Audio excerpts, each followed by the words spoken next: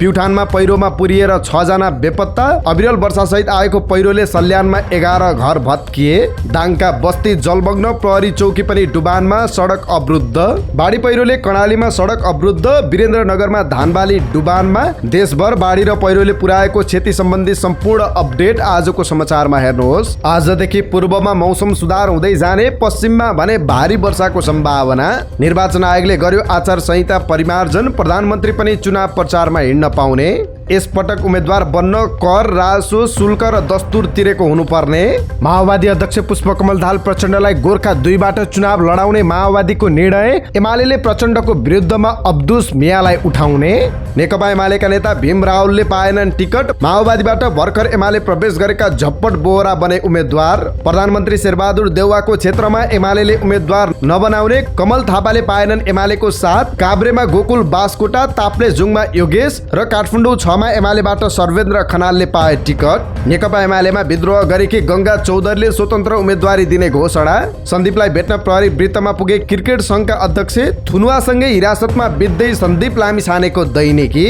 Europe America पठाइदिन्छु भन्दै मलेसियामा नेपाली कामदारलाई ठगिँदै मलेसियाबाट अर्को देश जान मिल्छ कि मिल्दैन, यो सम्बन्धी सम्पूर्ण जानकारी आजको समाचारमा हेर्नुहोस्। नेपालको अर्थतन्त्र 5.1%ले वृद्धि हुने विश्व बैंकको प्रक्षेपण। नेपालद्वारा जेनेभामा बेजिङको समर्थनमा मतदान। यस वर्षको नोबेल शान्ति पुरस्कार बेलारुसी मानवाधिकार कर्मी र रुस तथा युक्रेनी संस्थालाई। र स्वास्थ्य सम्बन्धी जानकारीमा आज रक्सीको ह्याङओभर कसरी हटाउने, यो सम्बन्धी जानकारी सहित देश विदेशका 35 महत्त्वपूर्ण खबर अपडेट लिएर आएका छौं। हाम्रो भिडियो सामग्री अन्तिमसम्म हेर्नुहोला। नमस्कार, इनसाइड नेपाल न्युज टिभीमा यहाँहरू सम्पूर्णलाई हार्दिक स्वागत छ। आज मिति 2079 साल असोज महिनाको 22 गते शनिबार, इस्वी सम्वत 2022 अक्टोबर 8 तारिक। दर्शकबिनी सदाका दिन जस्तै आज पनि हामी देश विदेशका महत्त्वपूर्ण खबर अपडेट सहित तपाईमाझ उपस्थित भएका छौं।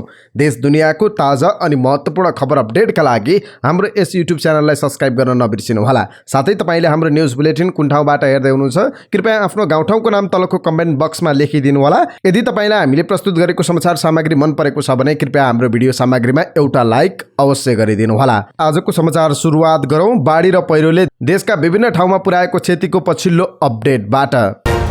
प्युठानमा पहिरोमा पुरिएर 6 जना बेपत्ता भएका छन्। प्युठानको माण्डवी गाउँपालिका 4 फरिन्डेमा स्थानीय बमबहादुर राव मगरको घर पहिरोमा पुरिएको हो। जिल्ला प्रहरी कार्यालय प्युठानका प्रवक्ता एवं प्रहरी निरीक्षक सुशील थापा मगरका अनुसार पहिरोमा पुरिएर 60 वर्षीय बमबहादुर राव मगर, उनकी श्रीमती र 18 वर्षीय मौसमी थापा, 60 वर्षीय हिराबहादुर थापा, 4 वर्षीय सुशान्त थापा र 21 वर्षीय टिकी राव मगर बेपत्ता भएका छन्।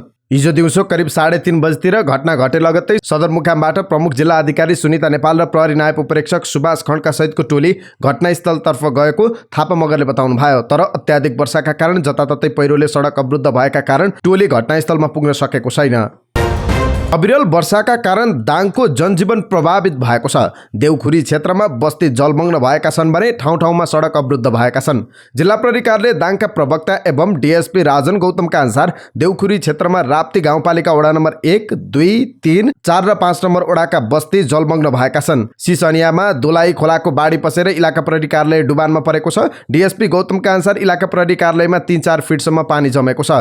राप्ती गाउँपालिकाका अध्यक्ष प्रकाश विष्टका अनुसार कालापानी, परुवा, पिपरखुट्टी, बगरापुर, सागरापुर लगायतका गाउँमा बाढीले क्षति पुर्याएको छ। राप्ती गाउँपालिका 5 को लठवा गाउँमा पनि बाढी पसेको छ। जमेको पानीलाई निकास दिने र डुबानमा परेका घर परिवारलाई उद्धार गर्ने कार्य जारी रहेको प्रहरीले जनाएको छ। देउखुरी क्षेत्रमा प्रमुख जिल्ला अधिकारी र जिल्ला प्रहरी प्रमुख सहितको टोली स्थलगत अनुगमनमा गएको थियो। पत्रकार दशरथ घिमिरेका अनुसार गडवा गाउँपालिका 5 को लोखरपुर, लालपुर र बोदीपुरका बस्ती पनि डुबानमा परेका छन्। त्यहाँ सिक्र हवा खोला र राप्ती नदीको बाढी बस्तीमा पसेको छ। प्रहरीका अनुसार बेलदमार भन्ने स्थानमा पहिरो जाँदा लमई घोराई सडक खण्ड अवरुद्ध भएको छ। कालाकोटे भालुवाङ प्युठान र अमेलिया लमई सडक खण्ड पनि पहिरोले अवरुद्ध भएको प्रहरीले जनाएको छ। कालाकोटे गडवा सडक खण्डमा पर्ने ठाडो खोलाहरूमा आएको बाढीका कारण यात्रा कष्टकर भएको छ। पानीको उचित निकास नहुँदा सदरमुकाम घोराईको ट्राफिक चोक नजिकको शै मन्दिर क्षेत्रका केही घर जलमग्न भएका छन्। स्थानीय प्रतिनिधिहरूको सहयोगमा पानीको निकास दिने काम भइरहेको प्रहरीले जनाएको छ। लगातार 4 दिनको वर्षातका कारण सल्यानमा 11 घर भत्किएका छन्। एक घर र एक पुल शारदा नदीले बगाएको छ। वर्षातका कारण ठाउँ ठाउँमा गएको पहिरोले 24 वटा भन्दा बढी घर जोखिममा परेको जिल्ला प्रहरी कार्यालय सल्यानका प्रहरी नायब उपरीक्षक दामोदर केसीले जानकारी दिनुभयो। उहाँका अनुसार कपुरकोट गाउँपालिका 3 सल्लामका केशरसी राणा, वीरबहादुर राणा, छत्रेश्वरी गाउँपालिका 1 दामाचौर जिउलाका राजकुमार शर्मा, बागचौर गाउँपालिका 9 चरा गाउँका जगवीर बुढा, नोखीराम ओली, दर्मा गाउँपालिका 5 ढाकाडामका जयबहादुर केसी, पैया डाँडाका लालबहादुर ओली, शारदा गाउँपालिका 2 का प्रमोद श्रेष्ठ, कालीमाटी गाउँपालिका 1 चोत्रेका कृष्णबहादुर खत्री र उजेली डाँगीको घर भत्किएका छन्। त्यस्तै शारदा नदीले त्रिवेणी गाउँपालिका 2 शङ्ख पिपलका प्रेमबहादुर घरतीको घर र छत्रेश्वरी गाउँपालिकाको भोटेचौरमा निर्माण गरिएको मानिस हिँड्ने पुल पनि बगाएको छ। घर भत्किएका तथा पहिरो र शारदा नदीले जोखिममा पारेका घर परिवारलाई सुरक्षित स्थानमा सारिएको र केही आफन्त कहाँ बस्दै आएको प्रहरीले जानकारी दिएको छ। अविरल वर्षातका कारण कर्णाली प्रदेशका राजमार्ग लगायत जिल्ला स्तरीय सडक अवरुद्ध भएका छन्। बुधबार अपराह्नदेखिको अविरल वर्षाले सुर्खेत, जुम्ला र कर्णाली राजमार्गका दर्जनौं स्थानमा साना ठूला पहिरो गएपछि सवारी साधन चल्न नसकेको हो। सडक अवरुद्ध हुँदा मालवाहक र सार्वजनिक सवारी साधनहरू विभिन्न ठाउँमा अल्पत्र परेको वीरेन्द्रनगर स्थित प्रदेश प्रहरी कार्यालयले जनाएको छ। पहिरोले सुर्खेत दैलेख, सुर्खेत जाजरकोट सडक पनि अवरुद्ध भएको छ। गुरुबाकोटको जुम्ली भिरमा ग्रामीण सडकबाट आएको लेदोले बा 1911-55 नम्बरको टाटा सुमो पुरेपछि सशस्त्र प्रहरी र स्थानीयको सहयोगमा उद्धार गरिएको प्रहरी खगेन्द्र प्रसाद रिजालले जानकारी दिनुभयो। त्यस्तै वीरेन्द्रनगर उपत्यकाको पर्सेनी, बाउन्डे लगायतका तल्लो क्षेत्रमा प्रशासन र सुरक्षाकर्मीको टोली पुगेको छ। वीरेन्द्रनगर नगरपालिका 9 को पर्सेनी, तिलपुर, इटौरा, घोग्रेनी लगायतका क्षेत्र डुबानमा परेका छन्। निरन्तर परेको अविरल वर्षाका कारण भेरी नदीमा बाढी आएको छ। नदीमा पानीको बहावले खतराको तह पार गरेको छ। नदीमा आएको बाढीले खतराको तह पार गरेपछि तटीय क्षेत्रका नागरिकलाई उच्च सतर्कता अपनाउन स्थानीय प्रशासनले अपील गरेको छ। अब आजको मौसम सम्बन्धी जानकारी। मौसम पूर्वानुमान महाशाखाले देशका पूर्व क्षेत्रमा मौसम अहिले सफा भए पनि दिउँसो र बेलुकी आंशिक बदली रही हल्का पानी पर्ने सम्भावना रहेको जनाएको छ। हिजो नवलपुरमा सबैभन्दा बढी 275 मिलिमिटर पानी परेको थियो। पाल्पाको अर्चले भन्ने ठाउँमा 118 मिलिमिटर पानी परेको थियो। मौसमविद राजु प्रधानङ्गका अनुसार काठमाडौँ उपत्यका र पूर्वको मौसम खुले जस्तो देखिए पनि बदली रहने सम्भावना रहेको छ। उहाँले भन्नुभयो, आज दिउँसोबाट बिस्तारै सुधार हुँदै जानेछ। गण्डकी प्रदेश, सुदूरपश्चिम प्रदेश र कर्णाली प्रदेशमा आइतबारदेखि मौसम बिस्तारै खुल्दै जानेछ। राजनीतिक दलहरूको दबाव थेक्न नसकेपछि निर्वाचन आयोगले प्रधानमन्त्री र मन्त्रीहरूलाई देशव्यापी निर्वाचन प्रचार प्रसारमा हिँड्न अनुमति दिने भएको छ। आयोगले निर्वाचन आचार संहिता संशोधन गरेर बन्देजनात्मक व्यवस्था हटाएको हो। आचार संहिताको दफा 5 मा प्रधानमन्त्रीदेखि मन्त्रीहरू र संघीय कार्यपालिकाका सबै सदस्यहरू आफू उम्मेद्वार भएको ठाउँ बाहेक अन्यत्र प्रचार प्रसारमा जान नहुने व्यवस्था थियो। यो व्यवस्थाका कारण सत्तामा रहेका प्रभावशाली नेताहरू केवल आफू उम्मेद्वार भएको क्षेत्रमा मात्रै सीमित हुन पाउँथे। निर्वाचन आचार संहिताको यो व्यवस्थाको सत्ता गठबन्धनका साथै प्रमुख प्रतिपक्ष दलका नेताहरूले समेत विरोध गरेका थिए। दलहरूको विरोधपछि आयोगले आचार संहिता संशोधन गरेर प्रधानमन्त्री तथा मन्त्रीहरू प्रचार प्रसारमा जान सक्ने व्यवस्था थप गरेको छ। त्यसका लागि उनीहरूले निर्वाचन आयोगबाट पहिले अनुमति लिनुपर्नेछ। आचार संहितामा भएको नयाँ व्यवस्थामा भनिएको छ, मन्त्रीले आयोगको सहमति लिए, त्यसरी सहमति लिएको स्थानमा सम्बन्धित राजनीतिक दलको निर्वाचन प्रचार प्रसारको काममा संलग्न हुन सक्नेछन्। निर्वाचन आयोगले देशव्यापी प्रचार प्रसारका क्रममा शीर्ष नेताहरूको दौडधुप र उनीहरूको हेलिकप्टर खर्चलाई नियन्त्रण गर्न प्रमुख प्रचारक र प्रचारकको अवधारणा ल्याएको थियो। आचार संहितामा भएको व्यवस्था अनुसार प्रमुख प्रचारक वा प्रचारकले मात्रै देशव्यापी प्रचार प्रसारका क्रममा हेलिकप्टर प्रयोग गर्न पाउँथे र त्यसको खर्च समेत उम्मेद्वारको खर्चमा जोडिन्थ्यो। महाअष्टमीका दिन बसेको आयोगको पदाधिकारीहरूको बैठकले आचार संहिता संशोधन गर्दै राजपत्रमा प्रकाशित गर्न कानुन मन्त्रालयमा पठाएको छ। आयोग सम्बन्धी नै अर्को प्रसङ्ग। निर्वाचन आयोगले प्रतिनिधि सभा र प्रदेशसभा सदस्यको उम्मेद्वार बन्ने व्यक्तिहरूले कर, राजस्व, शुल्क, दस्तुर तिर्न बाँकी नरहेको घोषणा गर्नुपर्ने जनाएको छ। उम्मेद्वार दर्ताको 2 दिन अगाडि आयोगले विज्ञप्ति जारी गर्दै उम्मेद्वार बन्नेहरूले सो घोषणा गर्नुपर्ने सूचीमा सरकारी पेस्की, बेरोजु तिर्न बाँकी नरहेको घोषणा गर्नुपर्ने उल्लेख छ। त्यसैगरी उम्मेद्वार हुने व्यक्तिले विदेशीको स्थायी आवासीय अनुमति पत्र, डीबी अथवा पीआर नलिएको हुनुपर्नेछ। अब केही राजनीतिक प्रसङ्ग। नेकपा माओवादी केन्द्रले अध्यक्ष पुष्पकमल दाहाल प्रचण्डलाई गोर्खा क्षेत्र नम्बर 2 मा उम्मेद्वार बनाउने निर्णय गरेको छ। पार्टी कार्यालय पेरिस डाँडामा शुक्रबार बसेको पदाधिकारी बैठकले चितवन 3 छाडेर प्रचण्डलाई गोर्खा 2 बाट प्रतिनिधि सभा सदस्यको उम्मेद्वार बनाउने निर्णय गरेको छ। प्रचण्ड 2074 मा चितवन 3 बाट निर्वाचित हुनुभएको थियो। यो पटक पनि उहाँ यही क्षेत्रबाट उठ्न चाहनुहुन्थ्यो, तर सत्ता गठबन्धनको मुख्य साझेदार नेपाली कांग्रेसमा तीव्र असन्तुष्टि देखिएको छ भने प्रचण्ड विरुद्ध एमाले, राप्रपा र रवि लामिछाने नेतृत्वको राष्ट्रिय स्वतन्त्र पार्टी समेत लागेको माओवादी नेताहरू बताउँछन्। छन्। अहिले प्रचण्डले रोजेको गोर्खा 2 भने तुलनात्मक रूपमा निकै सहज क्षेत्र मानिन्छ। यो क्षेत्रबाट अघिल्लो पटक डाक्टर बाबुराम भट्टराई निर्वाचित हुनुभएको थियो। हाल भट्टराई नेतृत्वको नेपाल समाजवादी पार्टी नेसपाले माओवादीकै चुनाव चिन्हबाट चुनाव लड्ने सहमति गरेको छ भने भट्टराई आफै यो पटक प्रत्यक्ष चुनाव नलड्ने घोषणा गर्नुभएको छ।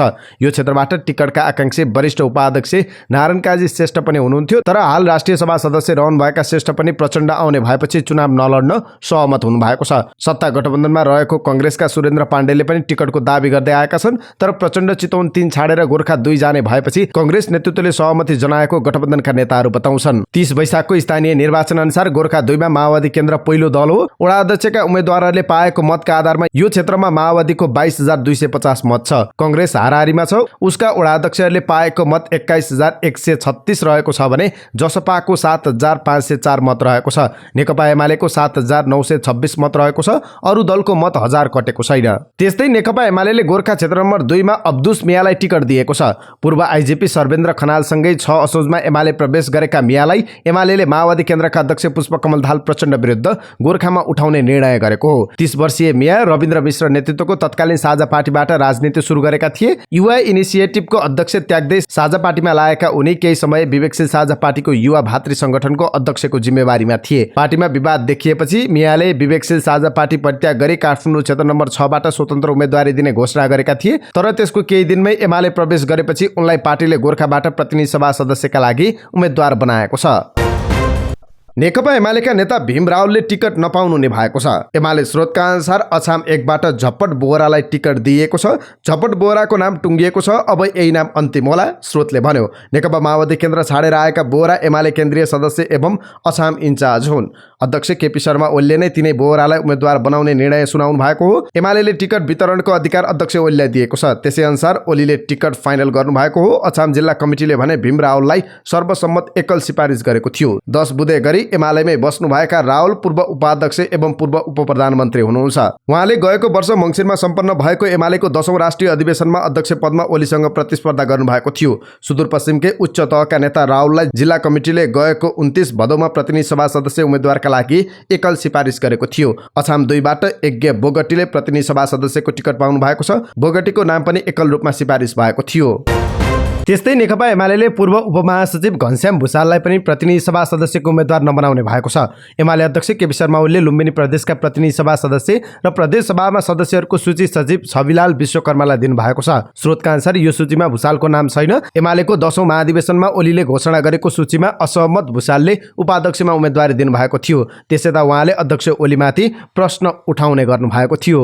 एमाले क्षेत्रीय कमिटीले रूपन्देही 3 बाट प्रतिनिधि सभा सदस्यको उम्मेदवारका लागि भुसाल र वासुदेव घिमिरेको नाम सिफारिस गरेको थियो। भुसाल स्वयं भने आफ्नो घर भएको क्षेत्र रूपन्देही 1 बाट उम्मेदवार हुन चाहनुहुन्थ्यो, तर जिल्लाले उहाँको नाम पठाएन। क्षेत्र नम्बर 3 मा भुसाल र घिमिरेको नाम मात्र सिफारिस भयो। एमाले नेतृत्वले यो क्षेत्र तालमेलका लागि छुट्याएको छ। यो क्षेत्रमा एमाले राप्रपाका वरिष्ठ नेता दीपक बोहरालाई समर्थन गर्ने सम्भावना रहेको छ। राप्रपाका एक अधिकारीले पनि रूपन्देही 3 आफूहरूले पाउने पक्का भएको बताएका छन्। नेकपा एमाले डडेलधुराबाट प्रतिनिधि सभा सदस्यमा उम्मेदवारी नदिने भएको छ। एमाले डडेलधुराले पूर्व प्रदेश मन्त्री पठान सिंह बोहराको नाम एकल सिफारिस गरेको थियो, तर उहाँलाई पछि हटाएर नेपाली कांग्रेस बीपीका उम्मेदवार कर्ण मल्ललाई समर्थन गर्ने एमाले निर्णय गरेको छ। यो सँगै प्रधानमन्त्री तथा नेपाली कांग्रेसका सभापति शेरबहादुर देउवालाई 24 वर्ष साथ दिनुभएका मल्लले उहाँसँग प्रतिस्पर्धा गर्नु नै भएको छ। नेपाली कांग्रेसबाट विद्रोह गरी कांग्रेस बीपीमा लाग्नुभएका मल्लसँग गएको स्थानीय चुनावमा पनि एमाले तालमेल गरेको थियो। यही तालमेललाई निरन्तरता दिँदै प्रतिनिधि सभामा मल्ललाई समर्थन गर्ने एमाले निर्णय गरेको छ। प्रदेश सभातर्फ भने दुवै क्षेत्रमा एमाले उम्मेदवारी दिएको छ। पठान सिंह बोहरा र गजेन्द्र साई एमालेबाट प्रदेश सभाका उम्मेदवार बन्नु भएको छ। नेकपा एमाले ताप्लेजुङमा सचिव योगेश भट्टराईलाई नै उम्मेदवार बनाउने भएको छ। 2074 मा वाम गठबन्धनको तर्फबाट उहाँ विजयी बन्नु भएको थियो। यो पटक तिलकुमार मेरेङ्बो आकांक्षी हुनुहुन्थ्यो। मेरेङ्बोलाई प्रदेश सभामा राखेर योगेशलाई प्रतिनिधि सभा सदस्यको टिकट दिएको छ। नेकपा एमालेबाट काठमाडौँ क्षेत्र नम्बर 6 मा सर्वेन्द्र खनालले टिकट पाउनु भएको छ। नेपाल प्रहरीका पूर्व आइजिपी खनाल 6 असोज 2079 मा एमाले प्रवेश गर्नुभएको थियो। खनाल जनता समाजवादी पार्टी जसपाका सांसद डाक्टर सुरेन्द्र यादवलाई अपहरणको शैलीमा काठमाडौँ ल्याएको घटनामा मुच्छिनु भएको थियो। 2077 सालमा कोरोना महामारी रोकथामका लागि लकडाउन गरिएका बेला खनाल एमाले नेता महेश बस्नेत र तत्कालीन एमाले नेता किसान श्रेष्ठले धनुषा पुगेर जनता समाजवादी पार्टीका नेता डाक्टर सुरेन्द्र यादवलाई काठमाडौँ ल्याएका थिए। त्यतिबेला जसपाले आफ्नो सांसदलाई अपहरण गरेको आरोप लगाएको थियो। काठमाडौँ 6 मा नेपाली कांग्रेसले भीमसेन दास प्रधानलाई टिकट दिने तयारी गरेको छ। नेकपा एमाले चितवन क्षेत्र नम्बर 2 बाट प्रतिनिधि सभा सदस्यमा कृष्ण भक्त पोखरेललाई उम्मेद्वार बनाउने भएको छ। तर क्षेत्र नम्बर 1 र 3 को उम्मेद्वार भने टुङ्गो नलागेको एक नेताले बताउनु भएको छ। क्षेत्र नम्बर 1 बाट उपाध्यक्ष सुरेन्द्र पाण्डे र पूर्व जिल्ला अध्यक्ष जगन्नाथ थपलियाको नाम सिफारिस भएको छ। उनीहरूमध्ये कसलाई टिकट दिने तय भइसकेको छैन। क्षेत्र नम्बर 2 मा भने प्रदेश सभा सदस्यहरूको उम्मेद्वार समेत तय भएको छ। एक नेताका अनुसार कमा कृष्ण सिलवाल र खमा देवी ग्यावललाई टिकट दिने तय भएको छ। सिलवाल इच्छा कामना गाउँपालिकाका पूर्व अध्यक्ष हुनुहुन्छ। नेकपा एमाले र राप्रपा चुनावी तालमेल गर्न सहमत भएका छन्। अध्यक्ष राजेन्द्र लिङदेन सहित एमाले अध्यक्ष केपी शर्मा ओलीलाई भेट्न बालकोट निवास पुगेका राप्रपा नेताहरूले सिट संख्या र स्थान समेत टुङ्गो लगाउने गरी छलफल गरेका हुन्। दुई पार्टीका अध्यक्ष बीच नेताहरू बीच आसन्न चुनावमा एमाले राप्रपा तालमेल बारे छलफल भएको हो। राप्रपा नेपाल बुद्धिमान तामाङले दिएको जानकारी अनुसार अब दुई पार्टी मिलेर चुनाव लड्ने पक्का भएको छ। हो यति कुरा लेखे हुन्छ, अब कुनै दुई मत छैन। तामाङले भन्नुभयो कति सिटमा कहाँ कुरो मिल्यो भनेर ओलीले नै अहिले बाहिर नभन्नु भन्नुभएको छ। तामाङले आज बिहान 10 बजे भन्दा अगावै सिट सूची सार्वजनिक हुने बताउनु भयो। बालकोट जाने नेताहरूमा लिङदेन सहित प्रकाश चन्द्र लोहनी, बुद्धिमान तामाङ र विक्रम पाण्डे र महामन्त्री राजेन्द्र गुरुङ हुनुहुन्थ्यो। नेकपा एमाले मकवानपुरका दुवै क्षेत्रमा आफ्नो उम्मेद्वार उठाउने भएको छ। मकवानपुरमा राप्रपा नेपालसँग तालमेल गरेर कमल थापालाई एमाले सहयोग गर्ने हल्ला बीच एमाले आफ्नो उम्मेद्वार टुङ्गो लगाएको छ। केही दिन अगाडि मात्र पूर्व मुख्यमन्त्री डोरमणी पौडेल लगायत नेताहरूले अध्यक्ष केपी शर्मा ओलीलाई भेटेर मकवानपुरमा राप्रपा नेपालको भोट नभएको भन्दै कमल थापालाई जिताउन नसकिने बताएका थिए। एमाले मकवानपुरका अध्यक्ष एकलाल श्रेष्ठका अनुसार प्रतिनिधि सभा क्षेत्र नम्बर 1 मा रामेश्वर राणाले टिकट पाउनु भएको छ। त्यस्तै प्रदेश सभा 1 क मा कमल विष्ट, 1 ख मा एकालाल श्रेष्ठले टिकट पाउनु भएको छ। त्यसैगरी प्रतिनिधि सभा क्षेत्र नम्बर 1 मा महेश बर्तौलाले टिकट पाउँदा प्रदेश सभा क मा विष्णु ढकाल र ख मा लाल बहादुर थापाले टिकट पाउनु भएको छ। नेकपा एमाले काभ्रेबाट प्रतिनिधि सभा सदस्यमा गोकुल बास्कोटा र रेशम लामालाई उम्मेद्वार बनाउने भएको छ। एमाले स्रोतका अनुसार क्षेत्र नम्बर 1 बाट प्रतिनिधि सभा सदस्यमा लामालाई टिकट दिएको छ। राप्रपाबाट संविधान सभा सदस्य हुनुभएका उहाँ हाल एमालेमा हुनुहुन्छ। प्रदेशतर्फ क मा दिलीप तामाङ र ख मा चन्द्र लामा उम्मेद्वार बनेका छन्। क्षेत्र नम्बर 2 बाट प्रतिनिधि सभा सदस्यमा निवर्तमान सांसद बास्कोटालाई नै टिकट दिएको छ। प्रदेश सभातर्फ क मा कुमार खकुरेल र ख मा कुमार थापालाई टिकट दिएको छ। नेपाली कांग्रेसका पूर्व नेता एवं पूर्व राज्य मन्त्री पुष्कर नाथ ओझाले कैलाली क्षेत्र नम्बर 5 बाट स्वतन्त्र उम्मेदवारी दिने घोषणा गर्नुभएको छ। धनगढी स्थित एक होटलमा शुक्रबार आयोजित कार्यक्रममा ओझाले धनगढीको आत्मसम्मानका लागि आफ्नो उम्मेदवारी स्वतन्त्र रहेको बताउनु भएको छ। गोजीभरि पैसा भरेर जो कोही पनि चुनाव जित्ने प्रविधिले धनगढीको आत्मसम्मान गुमेको छ। उहाँले भन्नुभयो यसले वर्षौंदेखि लोकतन्त्र, प्रजातन्त्र र विकासका लागि लडेका, सङ्घर्ष गरेका धनगढीवासीको आत्मसम्मानमा चोट लागेको छ। उहाँले पैसा र शक्तिको बलमा बाहिरबाट आएर धनगढीलाई चुनावी मैदानको रूपमा मात्र प्रयोग गर्ने प्रविधि विरुद्धको सङ्घर्षको नेतृत्वदायी भूमिकामा आफू स्वतन्त्र उम्मेद्वार बनेको बताउनु भयो। 2074 को आम निर्वाचनमा प्रतिनिधि सभा उम्मेद्वारका दावेदार ओझालाई कांग्रेसले टिकट नदिएर प्रधानमन्त्री पत्नी आरजु राणालाई दिएको थियो। त्यसबेला ओझाले प्रधानमन्त्री पत्नी राणाको प्रचारमा नखटिएर असहयोग गरेको भन्दै कांग्रेसले 5 वर्षका लागि साधारण सदस्य समेत नरहने गरी निष्कासन गरेको थियो। नेकपा एमालेकी नेत्री गंगा चौधरीले स्वतन्त्र उम्मेदवारी दिने घोषणा गर्नुभएको छ। चौधरी दाङ 1 बाट प्रतिनिधि सभा सदस्यमा उम्मेद्वार हुने दौडमा हुनुहुन्थ्यो, तर एमाले नेतृत्वले शान्ता चौधरीलाई उम्मेद्वार बनाउने तयारी गरेपछि चौधरी असन्तुष्ट बन्नु भएको छ। सँगमै दावी गरेका रेवती रमण शर्मालाई भने प्रदेशमा उम्मेद्वार बनाउने तयारी एमालेको छ। निवर्तमान सांसद समेत रहनुभएकी चौधरीले क्षेत्र नम्बर 1 मै स्वतन्त्र उम्मेदवारी दिने बताउनु भएको छ। मेरो निर्वाचन क्षेत्रबाट मभन्दा क्यापेबल अर्को उम्मेद्वार छैन, अझ बाहिरबाट ल्याएर उम्मेद्वार बनाएपछि मैले स्वतन्त्र उम्मेदवारी दिने निर्णय लिए कि हुँ, चौधरीले भन्नुभएको छ। एमालेको सदस्यताबाट राजीनामा भने दिइ नसकेको उहाँले बताउनुभयो। मैले पार्टीबाट औपचारिक राजीनामा दिएको छैन, राजीनामा नदिएसम्म पार्टी छाडेको भन्न मिल्दैन, उहाँले भन्नुभयो। राष्ट्रिय प्रजातन्त्र पार्टी राप्रपाले आगामी मङ्सिर 4 गते हुने प्रतिनिधि सभा र प्रदेश सभा निर्वाचनका लागि देशभरबाट उम्मेद्वारको नाम टुङ्गो लगाएको छ। पार्टी अध्यक्ष राजेन्द्र लिङदेनका अनुसार सबै जिल्ला कार्य समितिले दुवै निर्वाचनका लागि पठाएको करिब 700 उम्मेद्वारहरू मध्येबाट प्रतिनिधि सभामा 165 र प्रदेश सभामा 330 उम्मेद्वार केन्द्रले छनौट गरेको छ। विभिन्न राजनीतिक दलबाट तालमेलका लागि प्रस्ताव आइरहेकाले जिल्लाको वस्तुस्थितिका आधारमा जुनसुकै राजनीतिक दलसँग पनि तालमेल गर्न पार्टीले जिल्ला समितिहरूलाई सुझाव दिएको छ। समान विचार भएका केही दल तथा समूह एकताका लागि पार्टीले आग्रह गरेकाले पनि परिवर्तित अवस्थामा केही पार्टीसँग तालमेल हुन सक्नेछ। यसरी तालमेल भएमा केही निर्वाचन क्षेत्रका नाम परिवर्तन हुन सक्ने नेता सुन्दर पाण्डेले जानकारी दिनुभएको छ। यद्यपि उम्मेद्वारको नामावली भने सार्वजनिक गरिसकिएको छैन। नेकपा एमाले सिन्धुपाल्चोकका सबै उम्मेदवार टुङ्गो लगाएको छ। प्रतिनिधि सभा क्षेत्र नम्बर 1 मा सरेश नेपाल र 2 मा शेरबहादुर तामाङलाई टिकट दिएको छ। प्रदेश 1 को क मा कमल नेपाल र ख मा होमनाथ श्रेष्ठ उम्मेदवार हुने भएका छन् भने 2 को क मा अमान सिंह तामाङ र ख मा हस्त पण्डितलाई टिकट दिएको एमाले स्रोतले जनाएको छ।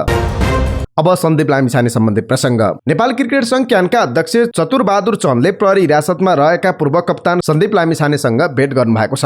नाबालिका बलात्कारको आरोप लागेका लामिछाने बिहिबार मात्र स्वदेश फर्किएका थिए। उनलाई प्रहरीले विमानस्थलबाटै नियन्त्रणमा लिएर प्रहरी वृत्त गौशालामा राखेको छ। यसको भोलिपल्ट चन्द सन्दीपलाई भेट्न पुग्नु भएको थियो। करिब 5 मिनट भएको कुराकानीका क्रममा सन्दीपले आफू निर्दोष भएको दोहोऱ्याएका छन्। चन्दले कानुनी शासनमा विश्वास गर्न आग्रह गरेका छन्। परिवारको सदस्य भएको हिसाबले म भेट्न गएको हुँ। चन्दले भन्नुभयो, तिमीले गल्ती गरेको हो वा कसैले उल्झनमा पारेको हो भन्ने कुरा छानबिनले देखाउला। हिम्मत नआएर कानुनमा विश्वास गर भनेको छु।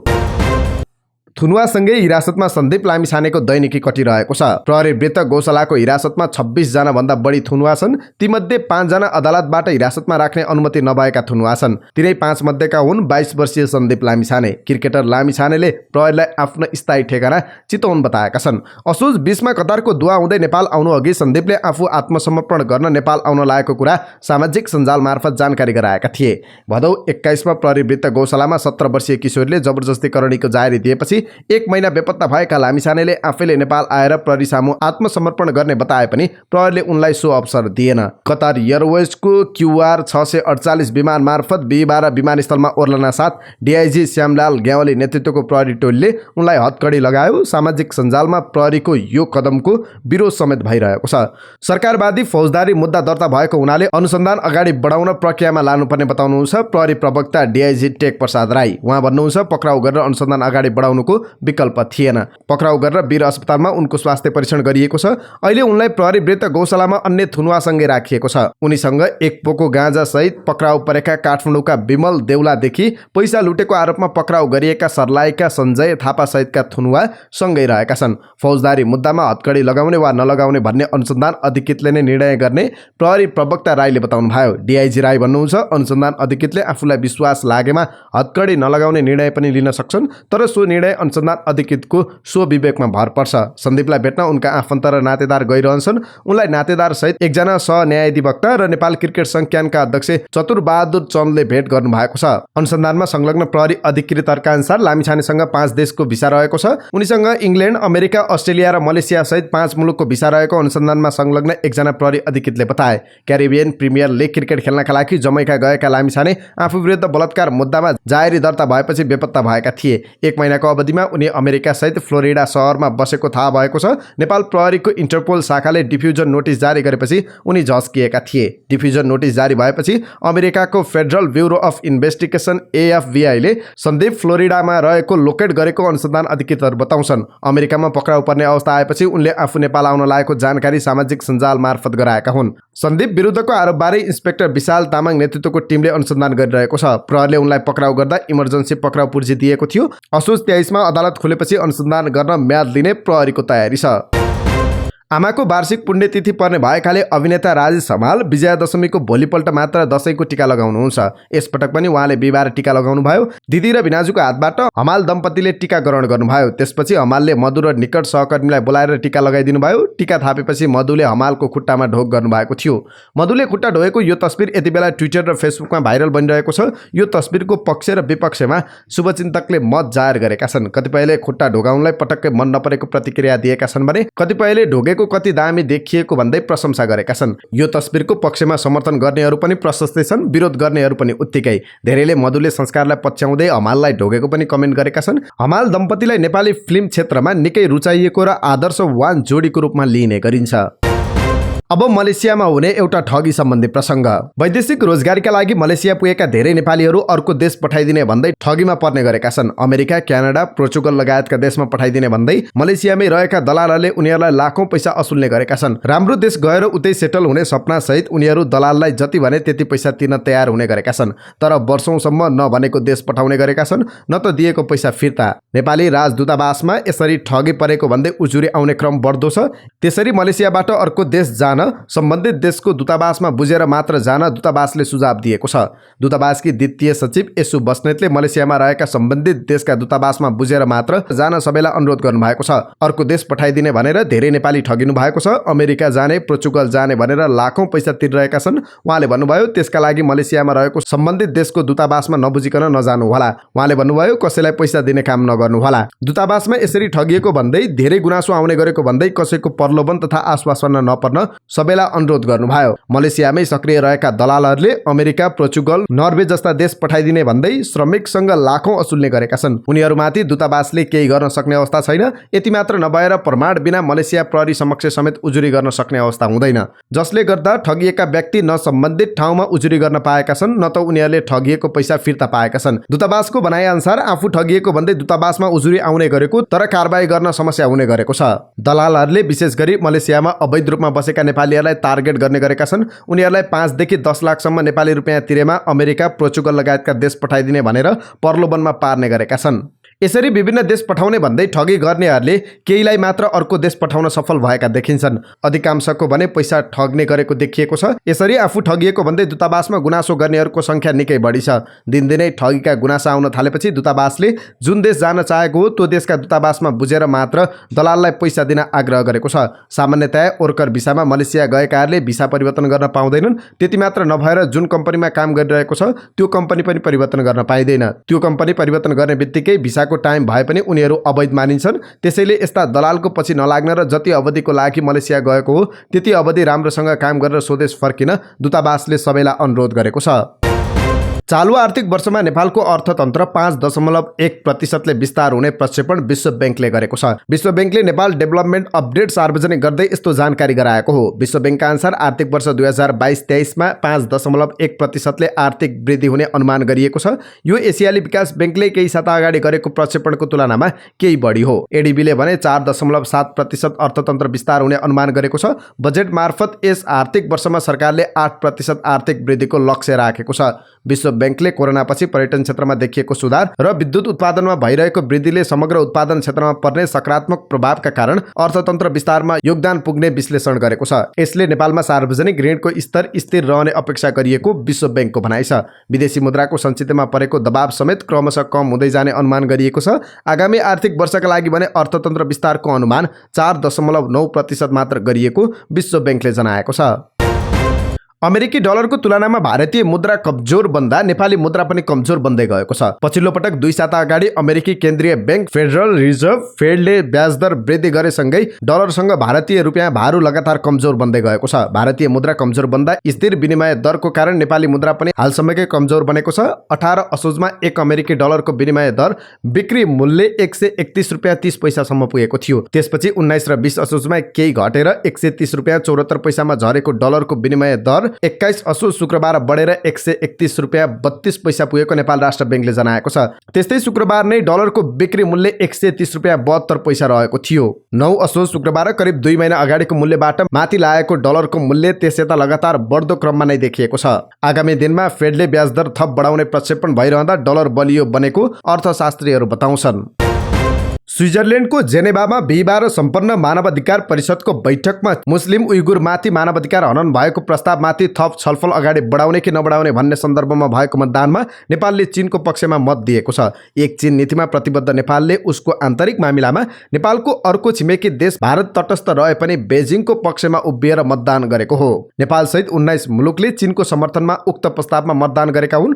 घरेलु मुलुक चीन र नेपाल सहित दक्षिण एसियाको अर्को मुलुक Pakistan, Venezuela, Uzbekistan, UAE, Qatar, Sudan, Senegal, Namibia, Ivory Coast, Bolivia, Cameroon, Cuba, Gabon र इन्डोनेसियाले प्रस्तावको पक्षमा मत दिएका छन्। कुल 47 सदस्यीय मानवाधिकार परिषदमा अमेरिका सहित 17 मुलुकले सिन्ज्याङ प्रान्तमा मुस्लिम उइगुरमाथि मानवाधिकार हननको विषयलाई छलफलमा लानुपर्ने भन्दै मत दिएका थिए। मानवाधिकार परिषदका अनुसार चीनको पश्चिम क्षेत्र सिन्ज्याङ प्रान्तमा मुस्लिम उइगुरमाथि मानवाधिकार हननको प्रस्तावको समर्थनमा अमेरिका सहित टर्की, बेलायत, Sweden, Canada, Lithuania, Australia, Norway, Denmark Denmark, Finland र आइसल्यान्डले मत दिएका थिए। तर नेपालसहित 19 मुलुकले चीनलाई समर्थन गर्दै यसलाई छलफलमा लान नहुने भन्दै प्रस्तावको विपक्षमा मत दिएका छन्। भारतसहित Ukraine, Mexico, Malaysia, Malawi, Libya, Gambia, Benin, Argentina र अर्मेनिया भने मतदान गर्ने समयमा अनुपस्थित रहेका थिए। चीनको आन्तरिक मामिलामा नेपालको अर्को छिमेकी देश भारत तटस्थ बस्दा नेपालले किन पक्ष वा विपक्षमा मत हाल्नु पर्यो भन्ने प्रश्न उठेको छ। यसअघि पनि नेपालले चीनको आन्तरिक हङकङ मामिलामा बोलेको थियो, तर जेनेभामा युएनका लागि नेपालका स्थायी नियोग प्रमुखका रूपमा काम गरिसक्नुभएका कूटनीतिज्ञ दिनेश भट्टराई भने मानव अधिकार परिषदको बैठकमा नेपाल सरकारले गरेको मतदान मुलुकले लामो समयदेखि अपनाउँदै आएको सिद्धान्तकै आधारमा रहेको दावी गर्नुभयो। चीनको सिन्ज्याङ प्रान्तको मुस्लिम उइगुरबारे छलफल अगाडि बढाउने भन्ने कुरा यो मुलुक केन्द्रित प्रस्ताव हो। नेपालले कुनै पनि देश केन्द्रित प्रस्ताव आयो भने त्यसमा समर्थन गर्दैन। पहिलेदेखि नै यस्तो चलन थियो। भट्टराईले भन्नुभयो, नेपालले चाहेको भए यसपटक तटस्थ पनि बस्न सक्थ्यो, तर हाम्रो पहिलेदेखि नै मुलुक केन्द्रित प्रस्तावको समर्थन गर्ने परम्परा छ। उहाँले अहिलेको प्रस्ताव चीनलाई लक्षित गरेर ल्याइएकाले नेपालले त्यसको समर्थन नगरेर विपक्षमा मतदान गरेको प्रश्न पार्नुभयो। अब केही अन्तर्राष्ट्रिय प्रसङ्ग। यस वर्षको नोबेल शान्ति पुरस्कार बेलारुसका मानवाधिकार कर्मी एलेस बिलियास्कीलाई र युक्रेन तथा रुसको दुईवटा मानवाधिकारवादी संस्थालाई प्रदान गरिएको छ। रुस र युक्रेनको मानवाधिकार संस्था Memorial of Centre for Civil लिबर्टीलाई प्रदान गर्ने घोषणा गरिएको छ। नोबेल कमिटीले यो वर्षको शान्ति पुरस्कार नागरिक समाजका प्रतिनिधिहरूलाई प्रदान गरिएको जनाएको छ। उनीहरूले वर्षौंदेखि शक्तिको आलोचना गर्ने, अधिकारको प्रवर्धन र नागरिकको आधारभूत मानवाधिकारको संरक्षण गर्दै आएका छन्। पुरस्कार कमिटीले भनेको छ उनीहरूले युद्ध अपराध, मानवाधिकार उल्लङ्घन र शक्तिको दुरुपयोग सम्बन्धलाई दस्तावेजीकरण गर्न विशिष्ट भूमिका खेल्दै आएका छन्। उनीहरूले शान्ति र प्रजातन्त्रका लागि नागरिक समाजको महत्त्वलाई प्रदर्शित गरेको कमिटीले जनाएको छ। मानवाधिकार तथा प्रजातन्त्रलाई विकसित गर्न युक्रेनी मानवाधिकार संस्था सेन्टर फर सिभिल लिबर्टी स्थापना गरिएको हो। यसै वर्षको फेब्रुअरीमा रुसले युक्रेनमाथि आक्रमण गरेपछि रुसबाट भएका मानवाधिकार उल्लङ्घनका घटनाहरूको दस्तावेजीकरण गर्दै आएको छ। सन् 1987 मा स्थापना भएको मेमोरियलले तत्कालीन सोभियत सङ्घ कालमा कम्युनिस्ट शासनको दमनमा परेकाहरूलाई बिर्सन नदिने भूमिका खेलाएकाले उक्त संस्थालाई यो पुरस्कार दिइएको जनाइएको छ।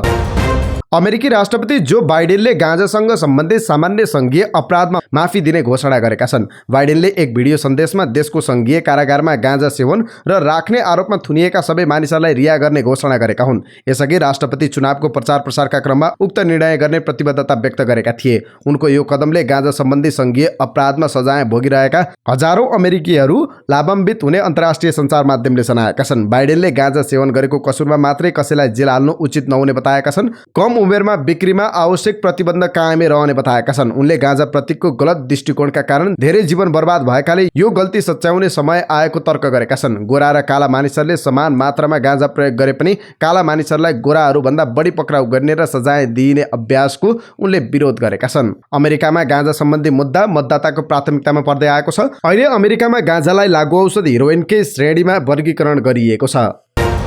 अब आजका लागि स्वास्थ्य सम्बन्धी जानकारी। मदिरा सेवन धेरैलाई मनपर्छ, तर मदिराको ह्याङओभर कसैलाई पनि मन पर्दैन। स्वास्थ्य सम्बन्धी जानकारीमा आज हामीले मदिराको ह्याङओभर कसरी हटाउने यो सम्बन्धी जानकारी लिएर आएका छौँ। मदिरा सेवनले स्वास्थ्यमा असर पार्छ भन्ने जान्दा जान्दै पनि धेरै मानिसहरू यसको लतबाट टाढा रहन सक्दैनन्। बाहिरी माहौल, साथी सङ्गतका कारण मदिरा पिउनेहरू पनि धेरै हुन्छन्। अत्याधिक मात्रामा मदिराको सेवन गरेमा ह्याङ हुन्छ, जसका कारण उठेर हिँड्न खोज्दा ठोक्किँदै हिँड्नुपर्ने, बोली लरबरिने तथा अस्पष्ट देखिने हुन्छ, जसलाई ह्याङओभर भनिन्छ। कसरी गर्ने त ह्याङओभर कम? मदिरा पिउँदा पिउँदै ह्याङओभर सुरु भयो भने तुरुन्तै थप मदिरा पिउन बन्द गर्नुहोस् र तत्काल कागती पानी पिउनुहोस्। कागती चिया, कालो चिया, कागती पानी वा कागतीलाई सिधै खाएमा ह्याङओभर कम हुन जान्छ। ह्याङओभरमा सकेसम्म दबावमूलक बान्ता हुनबाट बस्नुपर्छ। यदि मदिरा पिएको 10 मिनेट भित्रै तपाईलाई बान्ता भएन भने बान्ता गर्न बल नगर्नुहोस्। यदि ह्याङओभरका कारण तपाईलाई अप्ठ्यारो भइरहेको छ भने आफै चिसो हावा आउने ठाउँमा जाने प्रयास गर्नुहोस्। त्यसपछि लगातार नुन पानी पिउनुहोस्। यदि बान्ता आउन खोजेको छ भने त्यसलाई रोक्नु हुँदैन, किनकि शरीर मदिरा बाहिर निकाल्न चाहन्छ। यसलाई रोकेमा उल्टो हानि हुने गर्दछ। ह्याङओभर उतार्ने सबैभन्दा सरल उपाय भनेको प्रशस्त निदाउनु हो। यसले तपाईको शरीरलाई आराम दिई शरीरमा तपाईको नसा बिस्तारै घट्दै जान्छ। मदिरा पिउँदा शरीरमा हुने घोलिए पदार्थमा नसा हुने भएकाले अत्याधिक मात्रामा पानीको सेवन गरेर पिसाबको माध्यमबाट त्यसलाई निकाल्न सके पनि ह्याङओभर कम हुन्छ। ह्याङओभर देखिन थालेपछि स्वच्छ हावामा केही बेर बसेर तातो पानीले नुहाउनुपर्छ। यदि ह्याङओभर अत्याधिक मात्रामा छ भने चिसो पानीले टाउको धुनुपर्छ। तातो पानीले नुहाउँदा मदिराका कारण शरीरमा भित्रिएका टक्सिनलाई पखालेर निकाल्न मद्दत गर्छ, साथै शरीरमा भएको ह्याङओभर बिस्तारै कम हुँदै जान्छ। अदुवाको प्रयोगले पनि मदिराको नशा उतार्ने भएकाले केही टुक्रा अदुवालाई मुखमा राखेर चपाई मनतातो पानी निलेमा पनि ह्याङओभर कम गर्न सकिन्छ। काँचो नरिवलको पानी पिउनाले पनि मदिराको ह्याङओभर कम हुन्छ, साथै अमिला फलफुलले समेत मदिराको नशा उतार्ने गर्दछ। यो सबैभन्दा उपयोगी उपाय मानिन्छ। पानीमा नुन र सक्कर हाली घोल बनाएर पिएमा मदिराको नशा कम हुन्छ, साथै शरीरमा भएको पानीको कमी पनि पूरा हुने गर्दछ। टमाटरको रस, सुन्तलाको जुस, अदुवा हालेको कालो चिया र धनिया र सक्खरको मिश्रण खाएमा पनि मदिराको ह्याङओभर कम हुने गर्दछ। यिनै समाचार सामग्री सहित हामी समाचारको अन्त्यमा आइपुगेका छौँ। प्रस्तुत गरेको समाचार सामग्रीमा तपाईँको केही टिका टिप्पणी भए तलको कमेन्ट बक्समा लेखिदिनु होला। दैनिक रूपमा सत्य अनि तथ्य खबर अपडेटका लागि हाम्रो यस युट्युब च्यानललाई सब्स्क्राइब गर्न नबिर्सिनु होला। साथै सब्स्क्राइब गरिसकेपछि नजिकै रहेको बेल आइकन क्लिक गर्नुभयो भने हाम्रो समाचार नछुटाइकन हेर्न सक्नुहुन्छ। तपाईलाई हामीले प्रस्तुत गरेको समाचार सामग्री कस्तो लाग्यो प्रतिक्रिया दिनु होला। साथै यदि मन परेको छ भने कृपया हाम्रो भिडियो सामग्रीमा एउटा लाइक अवश्य गरिदिनु होला। दिनभरको न्युज अपडेट बेलुकी 5 बजे हाम्रो यस युट्युब च्यानलमा हेर्न सक्नुहुन्छ। तपाईको बाँकी पल सुखद रहोस्।